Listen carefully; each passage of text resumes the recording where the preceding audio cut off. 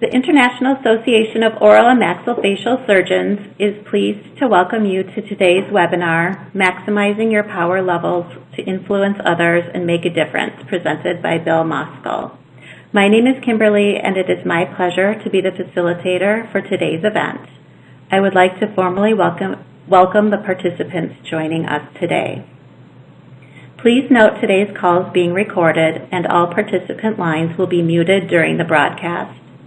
If you experience technical difficulties with the web portion of today's program, please email IAOMS@compartners.com or send a message in the chat box. If you are listening to the program over the phone and you need assistance at any time, please press *0 and an operator will assist you. This presentation will last up to 60 minutes and will include question and answer opportunities at the end. You may submit a question at any time by typing into the chat box in the lower left corner of the screen and clicking the send button. I would like to direct your attention to the links box located to the left of the screen where you will see a survey about today's webinar. Simply click on the survey and a separate web browser window will open. This will not interfere with your viewing of the program. It is now my pleasure to turn the webinar over to Deborah Zabladil, who will introduce today's speaker. Thank you so much, Kimberly. Thank you. It is my pleasure to introduce today's speaker, Dr. Bill Moskal.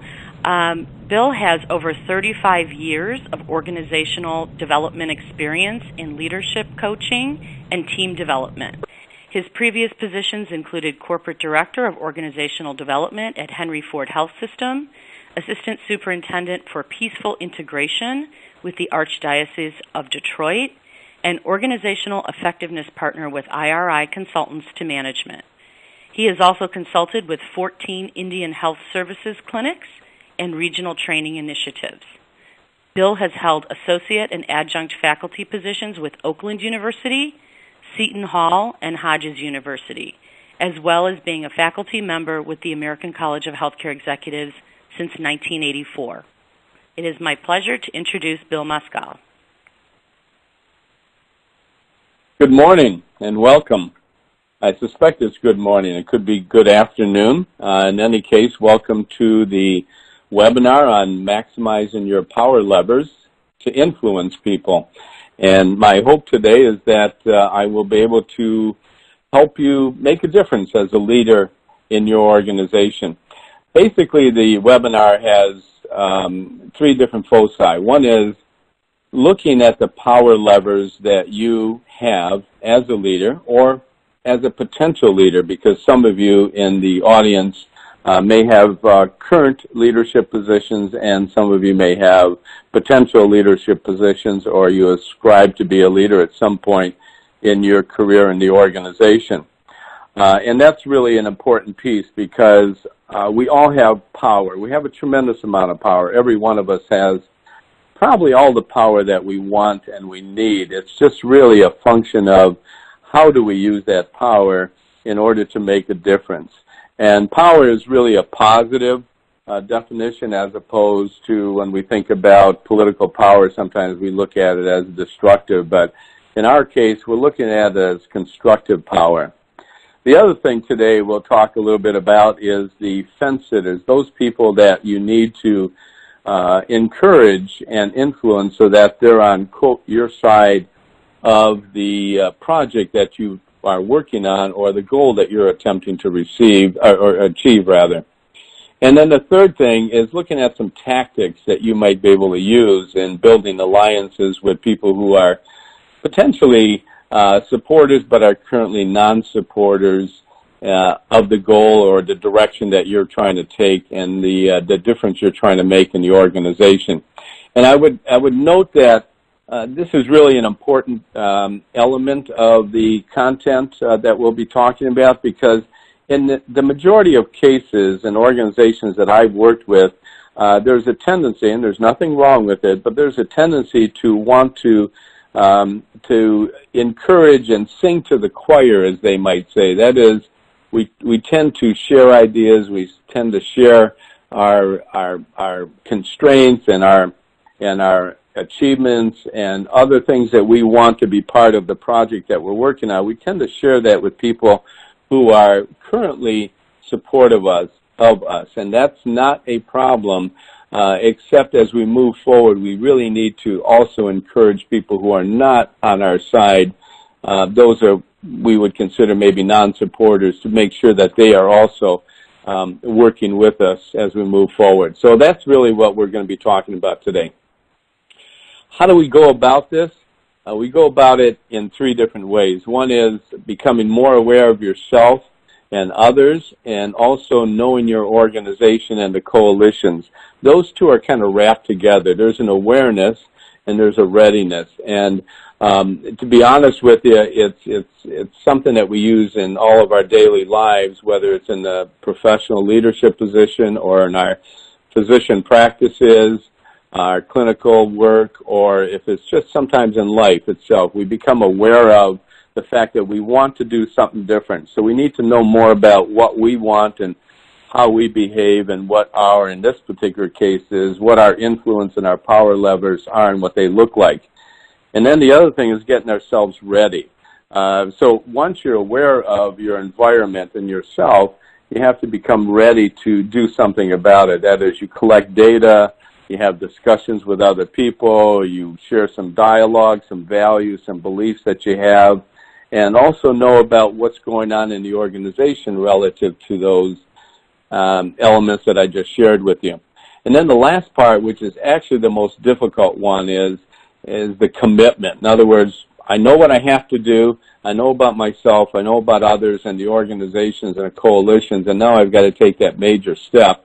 And that major step is the staying power. And I indicated that it goes beyond the first 3 weeks, because we have, as human nature might have it, we have this tendency to get really excited and immersed and engaged in a new project and a new direction, and we get very empowered by what's going on, and we encourage others, and then we begin to lose interest in it oftentimes because of other things that happen either in the work setting or in our personal lives, and we tend to put it on the back burner, so it no longer is a priority. So I think keep in mind that as you get ready to use some of these tools, that what we're really talking about is making sure that the commitment goes beyond that initial excitement that we have. Let me point out one more thing about awareness and readiness. Much has been said about emotional intelligence and mindfulness of recent, which is very critical to leadership behavior and its foundation. And by definition, mindfulness is actively noticing new things. And why is that important? Because we begin to look, we have this peripheral vision that goes on. We begin to look at things that we saw in one way. We begin to see that in a different way. Part of what we're going to be talking about today is beginning to look at things differently.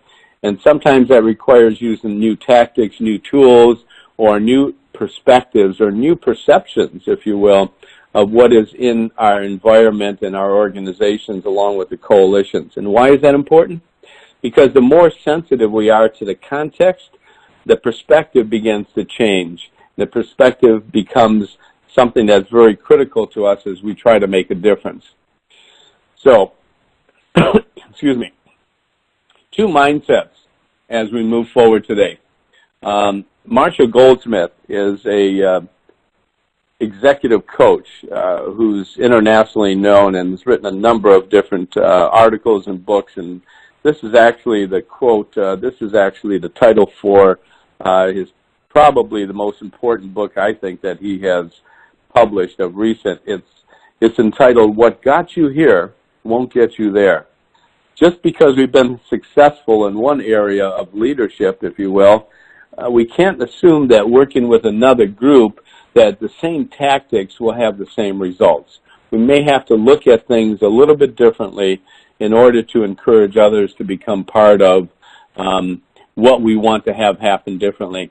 So, for example, Deborah had mentioned that I had been with in organization development with Henry Ford Health System have been assistant superintendent with the Archdiocese in Detroit and a Peaceful Integration Project. And those, I must admit, I felt very successful. But as I moved into other organizations in the academic arena, in the university, and also as a consultant, some of the tactics and some of the tools that I had were not quite as relishing, if you will, moving into those environments. So I had to learn new tactics, new ways of working with different coalitions and so forth. So keep that in mind. That's one mindset. The other mindset, too, and I'm giving myself credit for this quote, but I've heard many other people use it, but I use it consistently, and that is, as we think about emotional intelligence and we think about that as a competency and mindfulness, and we think about using our power levers, and the most important thing as we look at the world and the organization from a different perspective, we have to be able to attentively listen. And what I find is that most people don't really listen. What they're really doing is waiting to talk. They watch for people and they listen for a couple minutes. They listen for maybe 15 seconds. And in many cases, they're trying to answer the question that they've given to others, or they're trying to finish off the statement. So keep in mind that the opposite of talking is not necessarily listen. Sometimes it's waiting to talk. Now, moving forward, you know, when we think about leadership, we think about people who have been part of our past. And I'll tell you something. You know, when we think about leadership, we think about, well, what can I be? What should I be? How should I act? And so forth. We oftentimes look at the past, and some of those people in the past have been mentors to us. You know, they've been stewards, sponsors. They focused on the mission, and they helped us. They took us out for, you know, some social events to introduce us to others. They took us to educational events so that they could encourage us to be better and more prolific in our clinical areas and also in leadership. But we also had those tormentors, as I call them. And those are the people that no matter what we did, they became the naysayers. They were obstacles. They threw up obstacles in front of us, or barriers. And they always focus on the margin. They're always looking at, well, how does that impact? How does that affect the bottom line? Well, let me tell you something. Everybody out there in that audience has had opportunities to work with both of those descriptors, if you will, of leaders in our organization. And the beauty of it is we learn from both. We learn from the mentors, people who have had a tremendous amount of influence us on a positive perspective, and we've also learned from the tormentors, because in many cases we say to ourselves, man, when I get into that position of leadership or management or supervision, I'm going to be assured that I won't be doing what he or she did when they were leading me or trying to manage me or other people in our team. So think about that going forward, is that we've learned from both of those. And both of those, I think, are really critical as we think about what we would like to be and how we would like to work. Now, as I had mentioned earlier, looking at the climate from a different perspective is also important. So we think about the first part is, what about us? What about the people who we've leaned on, both the mentors and tormentors? And what is our perspective relative to awareness and readiness relative to ourselves, other people in the organization? Now, when we think of the organization from a big picture perspective, sometimes there are barriers and obstacles that we have to get past in order to be able to use our power in a way that's going to be effective. These are 6 of the more common ones. Sometimes there's a lack of leadership vision. We call it a short-term focus. Sometimes it's a very large vertical organization where there's a lot of stripes on or rank consciousness. And sometimes it's a wide horizontal organization with what I have often called the geographically dispersed teams. In other words, you might have teams in 5 or 6 different places in the same county or country or state, or a situation that you might be involved in, or they may be international locations. You might have people in 2 or 3 different countries. So they have these dispersed teams that are all part of this larger organization. The other Three are things such as strained relationships, silos. Now, healthcare is notorious, along with educational organizations, universities, are notorious for having silos. These are like smokestacks that are embedded in the culture. In other words, people are sort of lined up vertically, and it's that continuous conflict between, for example, like the physician and the nurses. The nurses have their allegiance to their profession, and the physicians to theirs, and the phlebotomists to theirs, and the radiologists to theirs. So we have these silos, and it's very difficult to create a horizontal interaction in these coalitions. Another one is this, what a CEO told me out in California. He said, our biggest barrier is this tyranny of the or. He said it's always mission or margin, when in reality it should be mission and margin. And then the last one is this task interdependence. As I had mentioned just a few seconds ago, in healthcare especially, we have a tendency to lean towards the allegiance to the profession, and the affiliation is with the organization. So in reality, I'm a nurse, whether I'm with St. Joe's or HBC or whatever the group might be. But in reality, my affiliation is loosely held together by where I am currently, either as a leader or a non-leader in the organization. Now, what I'd like to do at this point in time is just get a sense of where you're coming from. Which of the following behaviors I mentioned persist as a source of tension in your organization?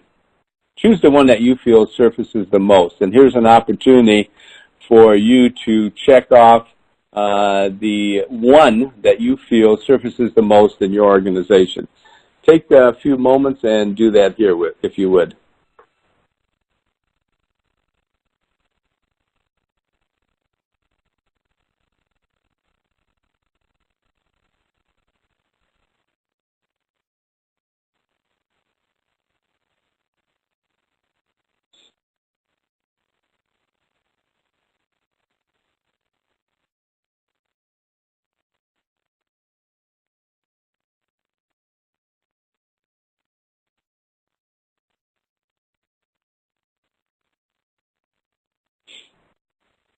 Well, it appears as though from the results, we have more coming in. I'll wait a moment.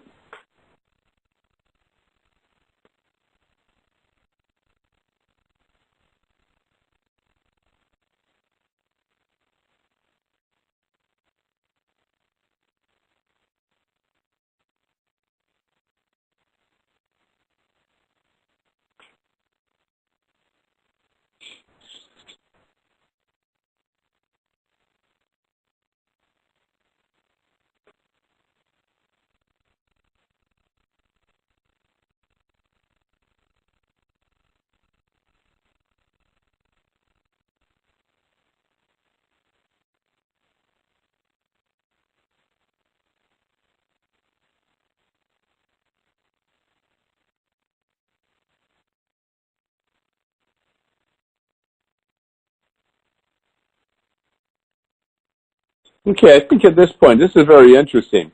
As you could probably see on the screen, we have approximately 63% of the people who have responded to this have indicated that rank consciousness is probably the #1 source of tension in the organization, with allegiance and affiliation coming in at around 25%.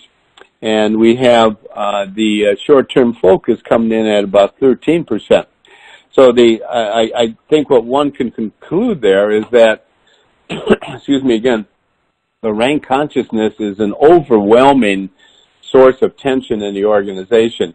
And most people would see that as, or view that as, the stripes are on. And now when I say stripes are on, it's the role, the responsibility of people in leadership position that tend to use kind of a pyramid approach. In other words, what is occurring is that oftentimes people at the top of the organization are those who are in most of the control of some of the behaviors, the outcomes that are part of what is necessary in order to run the organization. And that could be good, that could be bad. One of the positive things about a rank conscious that's the focus, is the fact that we know where people are relative to the organization in terms of decision making, but we also know that sometimes that interferes with the whole decision making process because people at different levels may not have the opportunity for input. Now, secondly, allegiance versus affiliation, that seemed to hit home also, and that is this notion of, to some degree, it's almost like a silo, but it's the allegiance to a profession which tends to come out. And why is that a source of tension in most organizations? Because what occurs is that the people are not willing in one particular profession necessarily to communicate with others because there's this inherent need to feel as though, well, we're okay, we're in better shape, but they are not. So if it wasn't for nursing, we'd be able to get our job done. If it wasn't for the phlebotomist, we'd be able to get our results back in time. If it wasn't for finance, we'd be able to get the resources that we need in order to move forward and to do what we need to do in order to become more productive and more profitable. In fact, I was working with an organization, and the whole finance thing came into play because people were always poking at the finance group saying, well, you know, they're in control of all the resources, the people, the time, etc. When in reality they weren't, but they were holding on to something that's a resource that we'll talk about in just a few minutes, and a resource that's important to all of us, and that is money. Now, why is short-term focus right up there in the 13%? Because oftentimes it's linked with the B, and that is the rank consciousness. And that is to say that oftentimes there's a movement from, well, this is something that I think we need to work on today, and then we work on that for 3 or 4 weeks, and then all of a sudden we jump over to something else, and we become very insensitive to the fact that we have a longer-term direction or vision. Let's talk a little bit about control and influence. Where is our control and influence probably more impactful? It's usually at the local level, and I put down division, department, or unit, whatever the case might be. If we're trying to focus on making changes at state and national levels, we have, in most research, it indicates probably about a 5% impact. That is through voting or some sort of PAC that we might be involved in, etc. At the hospital or at the big division level or big organization level, we have even a little bit more influence, but not very much. But where we really can make a difference is at the local level, and that's what I'd like to focus on today.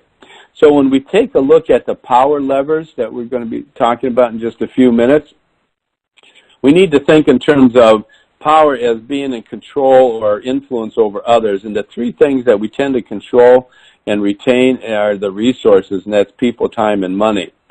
There are, for our perspective today, there are really 7 different power levers I want you to think about. And as I talk through them, maybe in your own mind, we'll do a poll at the end of these 7, which will just take us a couple minutes. But think about command, linkage, recognition, authority, relationship, system, and mastery as I talk through them. Which one are you most likely to use when you have an opportunity? And I would say in your own mind or on paper next to you or wherever it might be or on your computer, you might say to yourself, well, I'll give myself a 3 on that. Or I've exhibited this on occasion, but not as frequently as I would like to have, I'd give it a 2. But if it's a number 1, it's usually because I've not used it as a power lever that's in my current tactics toolbox. Keep in mind that all 7 of these are power levers that we all have and we're capable of using, and we all have at our disposal, and we all have them. It's just really a function of when and how do we use these so that they're effective in the change that I'm trying to make. The command power level is one that requires immediate action. That's when we use it most often. It's people who are really focused on compliance with instruction and so forth. Usually this is used when there's an emergency or a safety situation, and when clear instruction is necessary in order to get something done so that there's some structure. B.F. Skinner, a psychologist many years ago, said that without structure, there's no freedom, which is an interesting quote. And basically, that's what we're talking about, is people want structure. And sometimes we use this command lever because structure is so important to people, especially new. And when is this oftentimes used? You might use it if you're new to a position or if you're new to a team. You might want to spend time focusing on this is what we need to do and how we need to do it. Where is there some negatives in this? There's sometimes insufficient inputted plans bringing other people into the fold. Let's look at linkage. The linkage is with the power lever we use to establish networks with people. And that is bringing talent together, collecting information. If you've been involved in a merger and acquisition, oftentimes the linkage power lever will come to the forefront because it's critical in trying to link people from different parts of the organization together. It accelerates information exchange because you've linked Sam to Sally, to Jim, to Joe, to so forth, and to Deborah, and you're bringing them all together for the same purpose. But the negative impact is because you know who can make a difference, there's a perception that cliques could have been formed as a result of this. So really what you're doing here is you're trying to link people of influence together with each other. The third power lever is recognition. This is the one where we acknowledge performance, and usually it's for improvement purposes, and we use this power to praise efforts and so forth. And this encourages and sustains efforts that may be currently in place. But the potential negative, of course, it might overly focus on past performance. So if we overuse this one, we're really saying that, geez, the person who really was very successful in working on the last 3 projects, I think I'm going to give that to them again. Because I know and I'm confident that they'll be able to achieve and get the results I want. So that's where the downside of that recognition power comes in. The authority power, many of you had talked about, the rank consciousness. Excuse me, a little water here. The authority power relies upon the chain of command.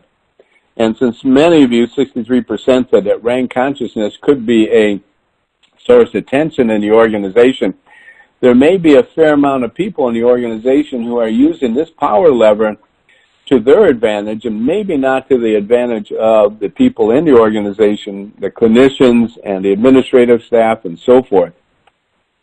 Typical use, though, on a positive end is it's really, really helpful when you need to make a fast decision. But the downside, of course, it reduces ownership because most people who overuse the authority power are not enabling others to be part of the discussion and the final decision relative to the project that you might be working on.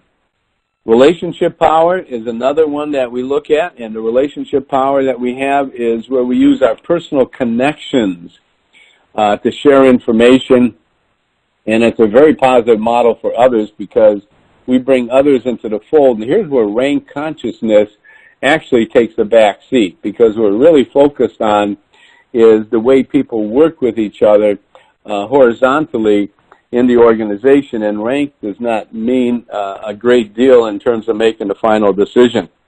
And one of the examples I had of that is, Deborah had mentioned, I worked with 14 different Indian Health Service tribes on different reservations in the United States, and what I found was that the fire was the center. So in other words, it was all about relationship power. What I mean by fire was in the center is that everybody around the table, whether they were board members or students in the college or the high school or part of the medical clinical team, when we got together to do strategic planning, everybody's input had equal value. So that's where relationship power lever and how that could be used in a positive way. Does it ignore established procedures? Absolutely. What happens is people begin to forget about, oh, that's the way we used to do things around here. Now we're doing it differently. So I don't know if that's a negative so much, but it may impact the change that's being implemented as you're trying to get your project done. Systems power looks at traditional processes and how do you influence decision makers across the board. And here, really, the typical use is creating the big picture, if you will. And that one tension source that nobody had mentioned, and that has to do with looking at direction and vision. And that appears not to be a great deal of attention for the people who filled out that part of the poll. And I think what's important there is to say that you probably, in your organizations, the systems power, employing these traditional structures and having some organizational savvy and speeding the approval process when it's focused on the direction is working well. But it may sometimes rely too heavily on past practices. The last one, and probably one that a lot of us can identify with, is the mastery power. I would say probably everybody in this participation in this audience has in many ways used this power to their advantage, because what it does is it builds the brand reputation. It's your expertise. It's your clinical expertise. When it comes to leadership, mastery power lever is critical, because what's going on here is people begin to view you as someone who they can go to in order to accomplish whatever they want to accomplish.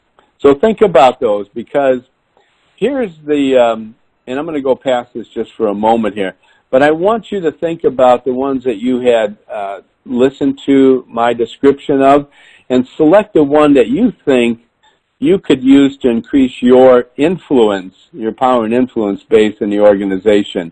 And here's another poll. Select the one that you think would do that for you as you think about your current leadership role, or the role that you are perceived is going to be part of your academic, rather your professional development going forward. Which one do you think would increase your power and influence base?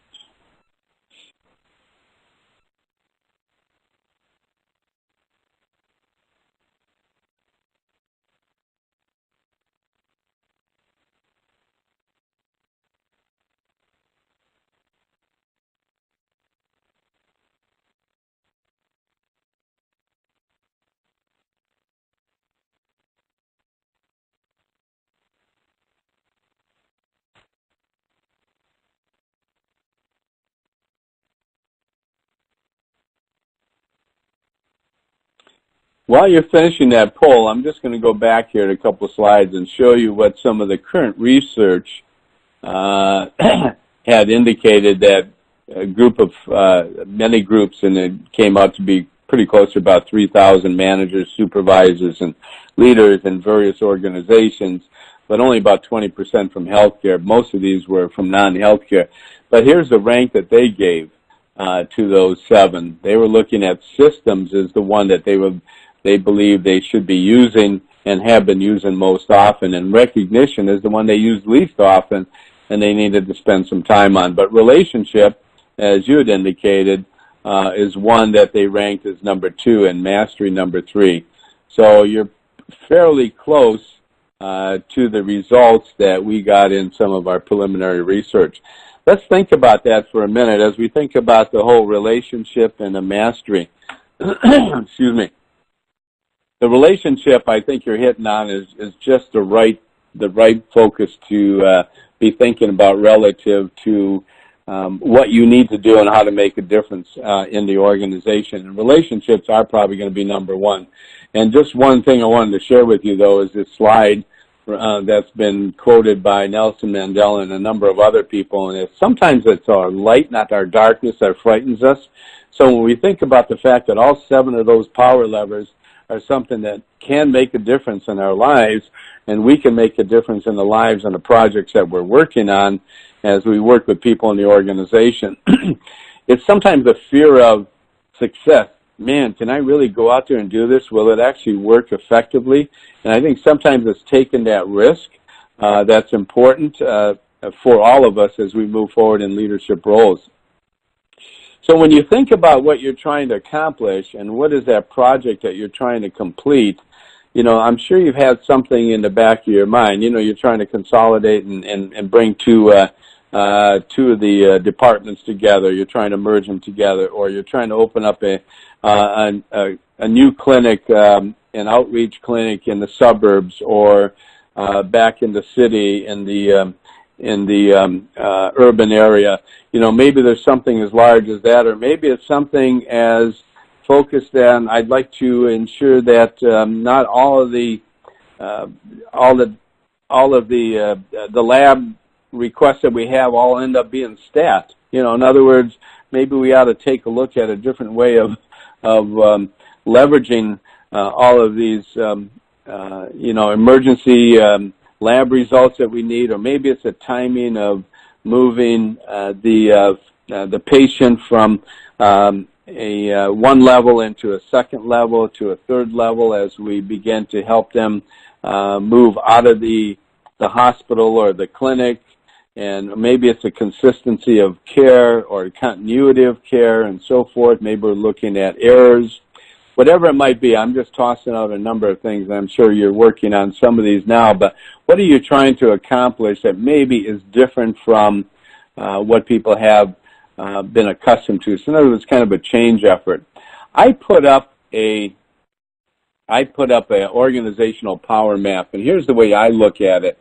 I look at it this way, and this takes a lot of explanation, more so than we have time for, but I need to have you take a look at a map here. Most of you in the room are very accustomed to looking at data and information before you have a discussion relative to the diagnosis and before you make a decision. Given that, in leadership, we can use that same model. What we do is we identify what I'm trying to accomplish, which would be the previous slide. Who are all the key players? What power and influence do they have in an organization? And I created this to just kind of look at, from a scale of 1 to 10, do they have a lot of power in the organization? I gave them a 10. If they have very low power and influence in the organization, in other words, they can't really get things done, or they don't seem to be able to impact other people, it could be as low as a 1. Then the next thing I do is I estimate their power lever. What are they using? Mastery, command, authority, linkage, relationship, and so forth. Then the key thing is their applied influence. Their applied influence is how are they using their current influence for or against what I'm trying to accomplish. For example, because I put myself in there, Bill, that my power and influence in the organization is a 7, my power lever is mastery, my applied influence is a positive 10, because this is my project. So obviously I ought to be a positive 10. Then the next thing is the changeability. I'm not going to change my mind about this because I want to drive the project. And then who do I have positive or negative relationships with? And you had mentioned relationships as being the key thing as one of the power levers that you want to work on. Now, if you drop down and you take a look at this, you see Jay-Z has a lot of influence in the organization, more than I do. Their estimated power lever, from my perspective, is command, and I'm showing a -7. In other words, they don't want to help me get my project put into place. It might be a time issue, a resource, money, people, whatever it might be. But can I change their mind? I put in a medium. Okay, in other words, I'm saying, well, maybe if I worked on him or her more effectively in trying to build relationships, it might actually work. So isn't that an interesting way? I call it an organizational power mapping technique. And Joel DeLuca, and it's going to be in the references that you'll see at the end, created this OPMT, and he created this back in the late 60s. And I like this because it gives me a diagram rather than just shooting from a gut feel, which is not bad, but not, don't want to rely upon the gut feel as always being the best way to approach it. So given that mapping technique, now we want to say, how do we influence people? how do we begin to take that power we have and sway them or modify the way they feel or think about my project? This is not going to be easy, of course. We know that for sure. And this I'm going to share with you is a New York data that came from 2015, so it's 2 years old, but it's kind of interesting. I saw this in the New York Times a couple years ago, and I'm sure it's changed a little bit. But the number of New Yorkers bitten by rats in that year was 184. But the number of New Yorkers bitten by other New Yorkers that same year was over 1,000. So 10 times more New Yorkers bit other New Yorkers than were bitten by rats. So what does that say about the human condition? It says conflict is part of who we are and what we do.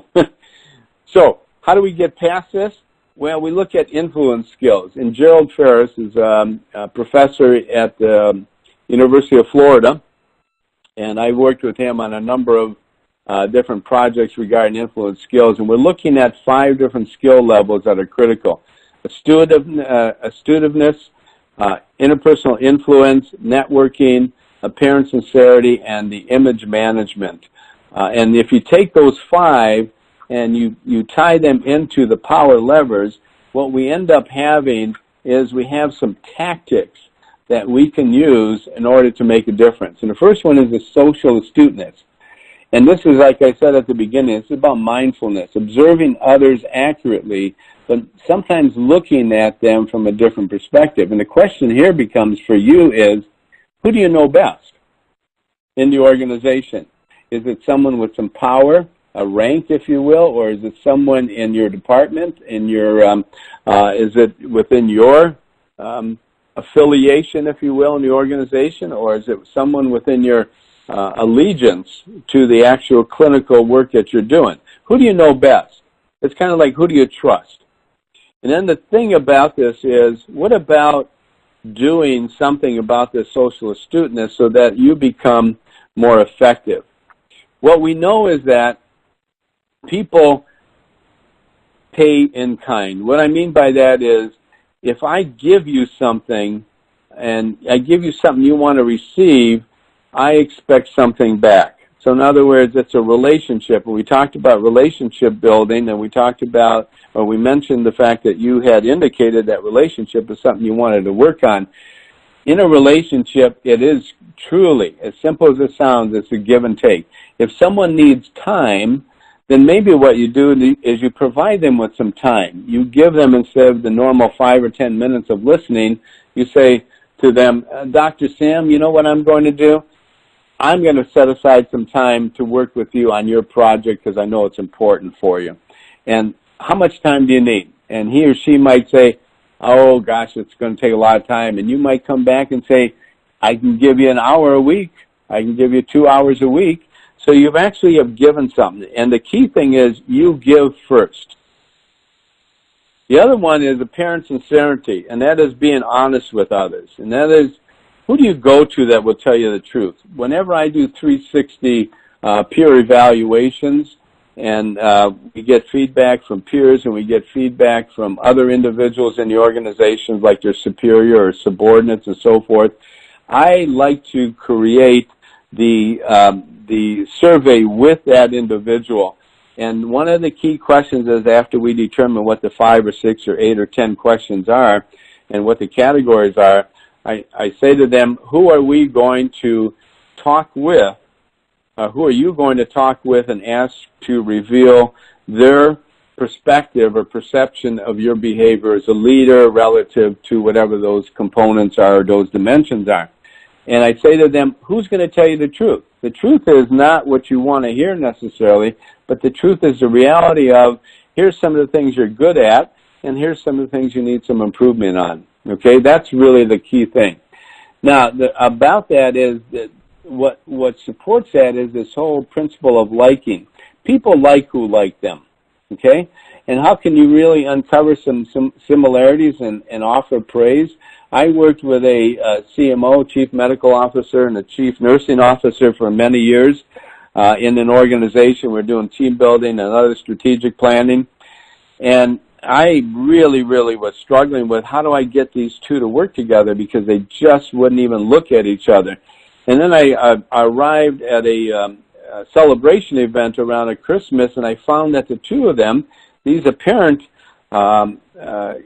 adversaries, were talking with each other and enjoying each other. And I asked someone on the side, well, what happened? And they found out that they like each other. And I said, what do you mean they like each other? Well, they do some of the similar things. They're both potters.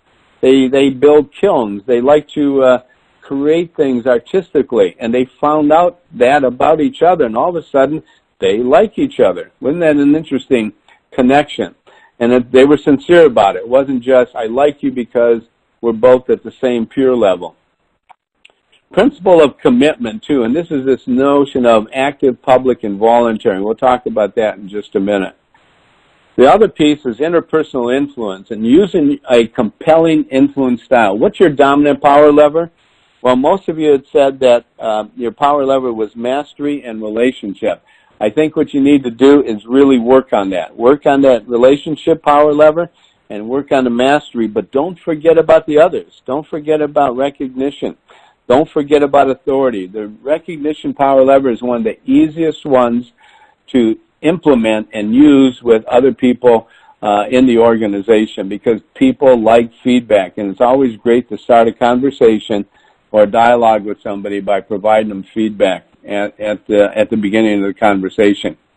What else can you do to influence them? And that is using some of the power levers. If the power lever of the other person that you're working with and you really believe it's command, then maybe that's something you need to focus on.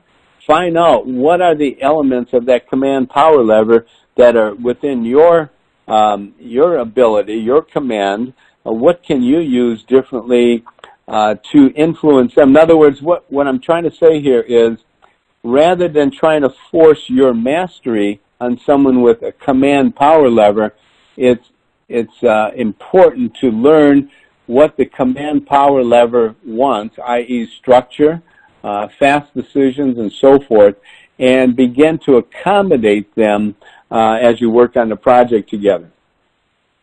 The other thing about interpersonal influence is this whole notion of peer power to influence others is tremendous. There's a tremendous amount of power in the peer pressure, if you will. That's what we oftentimes refer to it on. So people follow the lead of similar others. In other words, if they find, you find that other people in the organization who use their mastery power lever effectively are probably going to follow you if that's yours. Or if you're good at the relationship, they're going to follow you because that's your power lever. But keep in mind that what you're doing is you're surrounding yourself with others with similar influence styles, but you also want to encourage others who are of different styles to also be part of your peer group, if you will. Networking. Who's in your network of influencers? And here's that, going back to that organizational power mapping technique.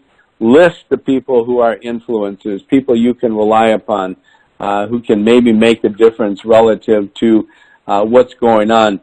And learning how to engage them is really a critical thing.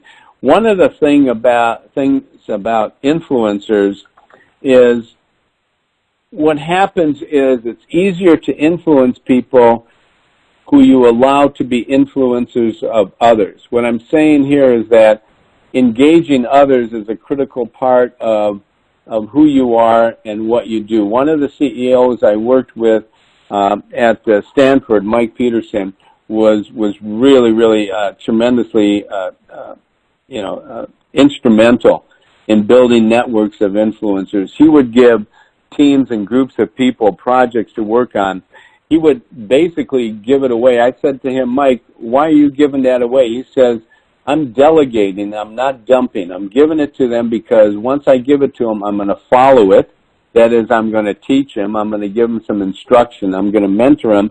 And then I'm just going to support it. If they need time, I give them time. My time, others' time. Or I'm going to give them money if necessary. We'll set some budgets aside so that people can feel as though they actually are able to accomplish something. So that's part of this whole notion of principle of scarcity. What are you given as a benefit?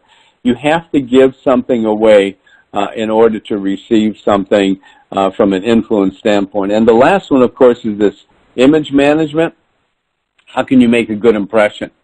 Sometimes it's the way we deliver a message, and sometimes it's the way we deliver ourselves as we walk into that room.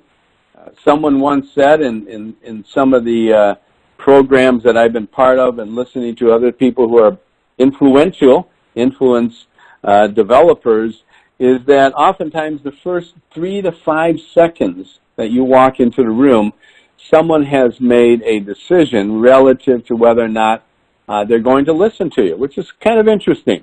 And then, of course, it's the next 3 to 5 seconds of what you say. And if it's engaging, if it's something relationship building, as you said, you want to work on that power lever, that could really make a difference. So how do you expose your expertise? And don't assume it's self-evident. You know, how do you expose your expertise of mastery or of recognition or of authority? Think about it deliberately. Here's something I thought was kind of helpful and interesting as we think about moving forward with this, is that some of the research has been exhibited lately has shown that apparent sincerity is a penalty that women encounter when they exhibit low apparent sincerity, where men did not, which is kind of interesting. And image management was more important for middle managers as compared to upper level. That would also be critical. Image management, as I just indicated, would be really critical for people who are moving into leadership roles for the first time. Some of Gerald Ferris's research about trait anxiety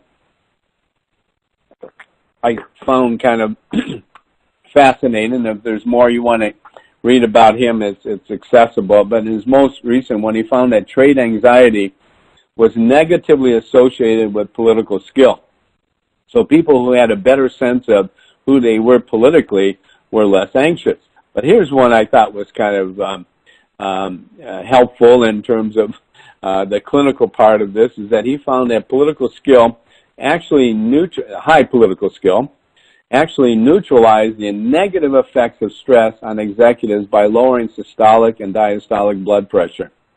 So if nothing else, there's some clinical outcomes that are pretty positive. All right, the stress of leadership. Style differences can make a big difference. So if someone's style is different than yours, in the work that's been done over the years, they found that the style differences are those styles that sometimes have an impact in terms of the stress levels, and style differences certainly made a difference in some of the research we've been doing. But here's the key thing about style, is influencing others with style. It's really about what you say and how you say it. Not so much what's behind what you say and how well you listen right now, but how you deliver and what's the content of what you're saying. And here's some of the key areas that I think are real critical for us as we think about style. One is there are driving styles. There are people who prefer to tell and are somewhat more controlling in their response, and then there are people who are more expressive, who prefer to tell, but at the same time emote, and some people who are more analytical, who are data-driven, and people who are more driven by the asking. Basically, if you look at all the 4 critical questions, these are the how-to people. These are the people who want to know, what are we going to do? These are the people who want to know who else is going to be involved, and these are the people who want to know why we're doing it in the first place. And there's a lot of research on this. This is Deborah. Maybe after the polling question, we need to move to questions in just a few minutes? Yes.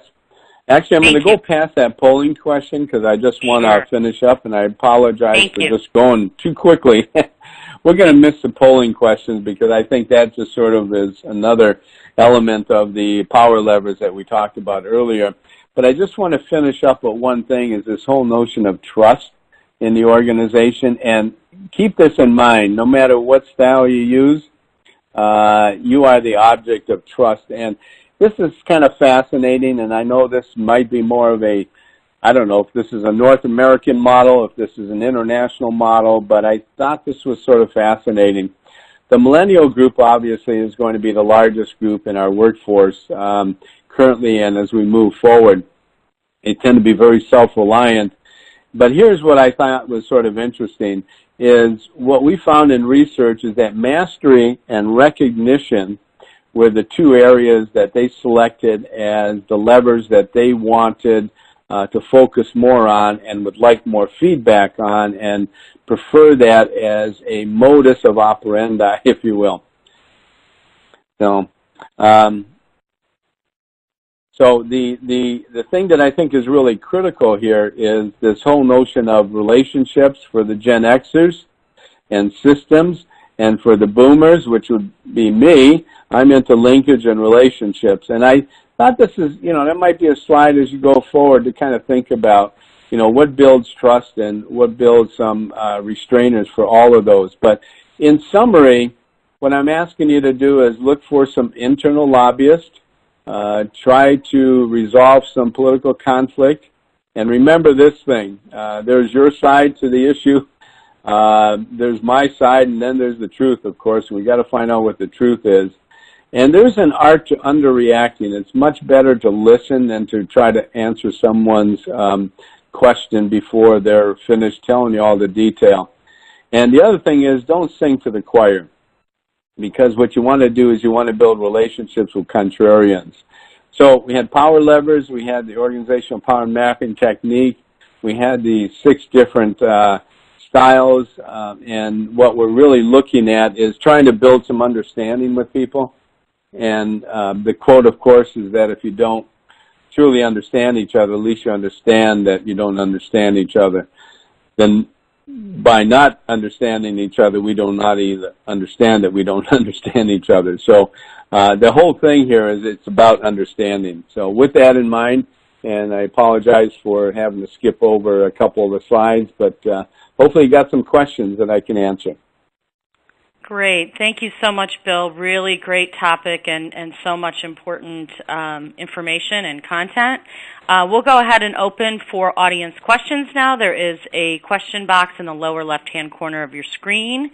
If you would please type any questions that you have for Bill in the question box, that would be great. And I see we have one that came in, and it is, can it be a negative to be too strong in any one power lever?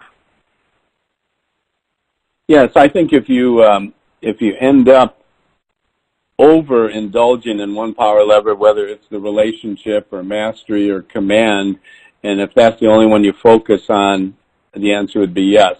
Then you become identified from an image management standpoint as we had said earlier, rank conscious leader and so forth.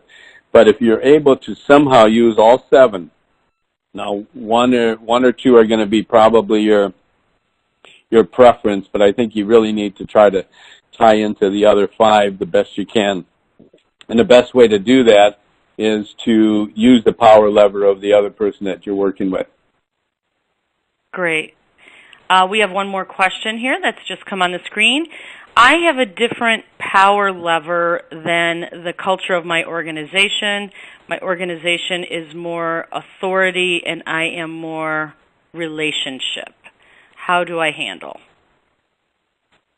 I think similar to the other question, I think what you do is you find out what is the preference relative to authority. What do people really expect from an authority standpoint? They want more structure? Do they want more scheduling opportunities? Do they want less input from people? And I think what you do is you play into that. What you do is you become part of that group so that this becomes another one of those peer groups you can become part of. I think people want to know that you're flexible and versatile, that you're willing to work within their structure. And as you get into that group, then you begin to influence them or encourage them to become more relationship focused, and you begin to show them how relationship focused behavior can actually result in positive results, either in the bottom line or in terms of engagement of people. Great. Okay, it looks like that concludes our question. We're getting some thank yous in the boxes, but I don't see any more questions. So thank you so much, Bill, for this incredibly informative webinar, and I'm going to turn it back over to Kimberly now. Thank you. And with that, we will conclude today's program. Please take a moment to fill out the evaluation in the links box on the left side of your screen. Your feedback is very important to us. This session has been recorded and will be available within the week. You may access the recorded archive on the IAOMS website.